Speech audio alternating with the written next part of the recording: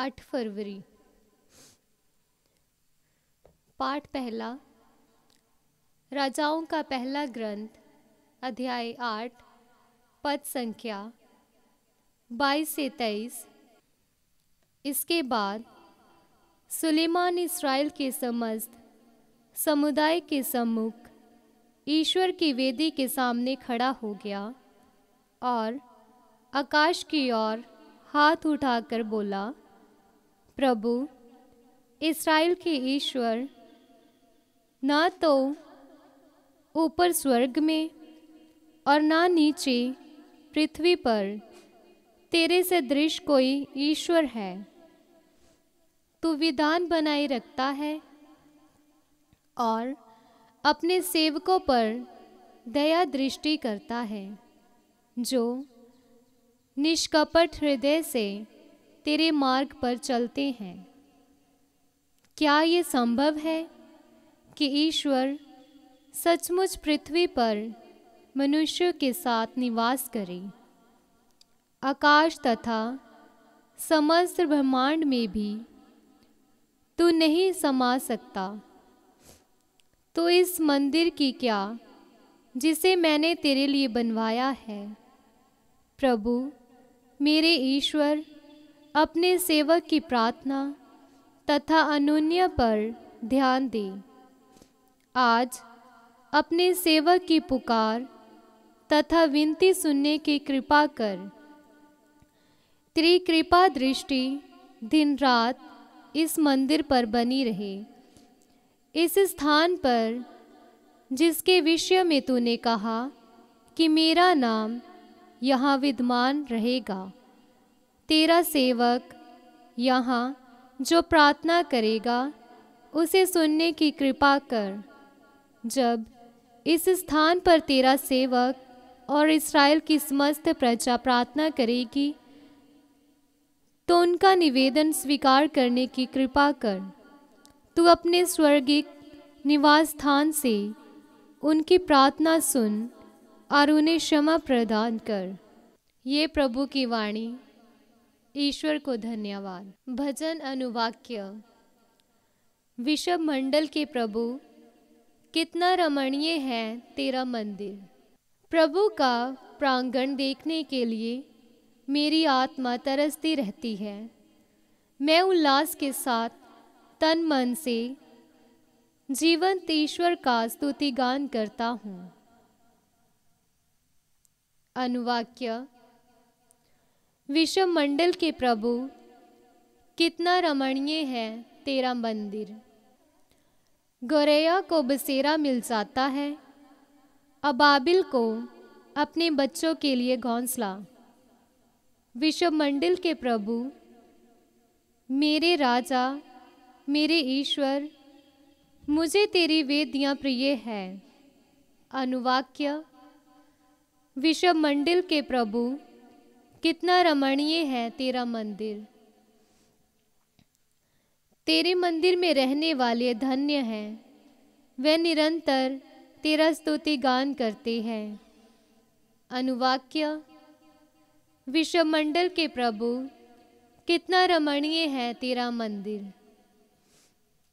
ईश्वर हमारे रक्षक, हमारी सुधि ले, अपने अभिषिक्त पर दया दृष्टि कर। अनुवाक्य।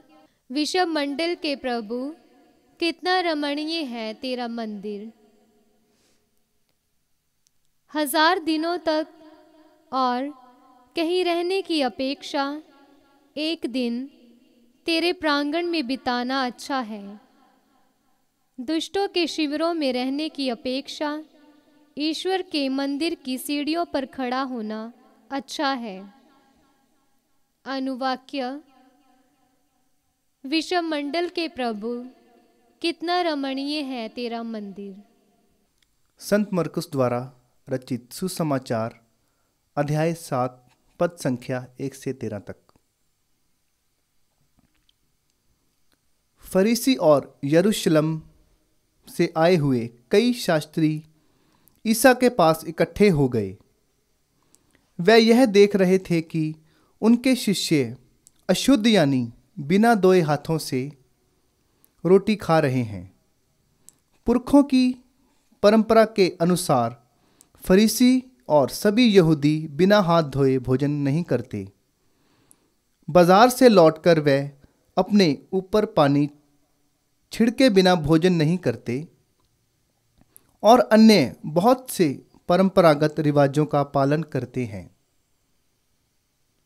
जैसे प्यालों, सुराहियों और कांसे के बर्तनों का शुद्धिकरण।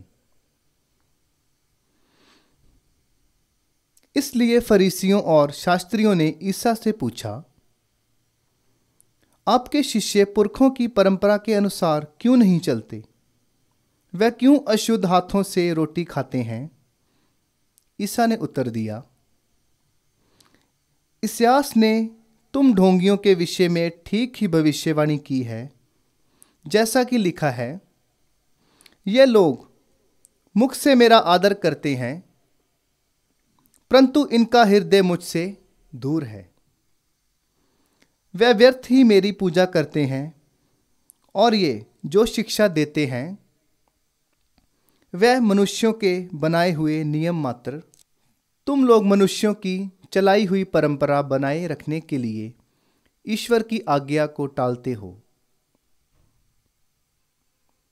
ईसा ने उनसे कहा, तुम लोग अपनी ही परंपरा का पालन करने के लिए ईश्वर की आज्ञा रद्द करते हो, क्योंकि मूसा ने कहा, अपने पिता और अपनी माता का आदर करो, और जो अपने पिता या अपनी माता को शाप दे उसे प्राण दंड दिया जाए।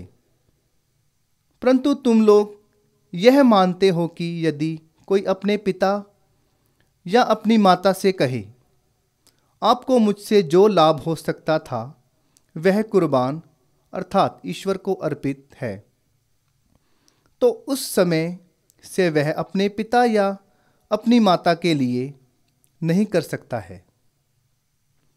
इस तरह तुम लोग अपनी परंपरा के नाम पर, जिसे तुम बनाए रखते हो, ईश्वर का वचन रद्द करते हो और इस प्रकार के और भी बहुत से काम करते रहते हो। यह प्रभु का सुसमाचार है। क्रिस्त की जय।